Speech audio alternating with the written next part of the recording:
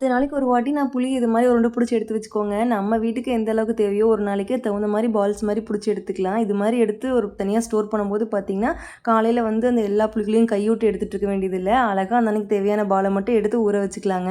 Mixie ஜாரில் தாங்க போட்டு வச்சிருப்பேன். அடியில் ஃபுல்லாக வந்து உப்பு தூவி விட்டு அதுக்கு மேலே அந்த பால்ஸை போட்டு வச்சுக்கோங்க. நான் அப்பப்போ புளி பேஸ்ட்டுமே அரைச்சி வச்சிருப்பேங்க. இருந்தாலுமே வந்து இது மாதிரி பால் மாதிரி உருட்டி வச்சுட்டு எங்கள் அம்மாவுக்கு யூஸ் பண்ணுறதுக்கு ஈஸியாக இருக்கும் அப்படிங்கிறக்காக பண்ணி வச்சிடுறது.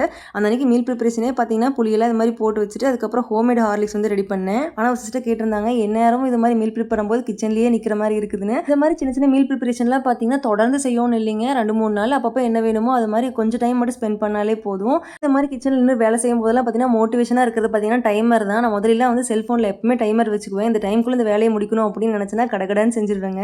க்யூட்டாக இருக்கிற ஃப்ரிட்ஜ் மேக்னெட் டைமர் பார்த்தீங்கன்னா கரெக்டாக ஃப்ளிப்கார்ட்டில் சர்ச் பண்ணிட்டு இருக்கும்போது கிடச்சிதுங்க. சரி வாங்கி ட்ரை பண்ணி பார்க்கலான்னு பார்த்தேன். இது கிச்சனில் மட்டும் இல்லைங்க, படிக்கிற குட்டீஸ் கொடுத்தீங்கன்னா கூட அவங்க டைம் செட் பண்ணி ரொம்ப மோட்டிவேட்டிங்காக படிக்கிறதுக்கு நல்லாயிருக்கும். ஃப்ரிட்ஜில் இது மாதிரி ஒட்டி வைக்கும்போது அழகாக இருக்குங்க. நிறைய பேர் வீட்டில் ஃப்ரிட்ஜ் மேக்னெட் நிறைய ஒட்டி வச்சிருப்பீங்க. ஆனால் நம்ம ஃப்ரிட்ஜில் பார்த்தீங்கன்னா இது மாதிரி வந்து டைமர், இந்த பக்கம் பார்த்தீங்கன்னா மீல் பிளானர் தான் இருக்கும். அதே மாதிரி பார்த்தீங்கன்னா பேட்டரி இல்லாமல் தாங்க வரும். நம்ம பேட்டரி போட்டதுக்கப்புறம் யூஸ் பண்ணுறதுக்கு ரொம்ப ஈஸியாக இருக்குங்க. இது மாதிரி ஸ்டாண்ட் மாதிரி வச்சு கூட நீங்கள் யூஸ் பண்ணிக்கலாம். ப்ராடக்ட்டை டேக் பண்ணியிருக்கிறேன். உங்களுக்கு தேவைன்னா மட்டும் செக் பண்ணி பார்த்துட்டு வாங்கிக்கோங்க. நெக்ஸ்ட் வீடியோவில் பார்க்கலாம். பாய்.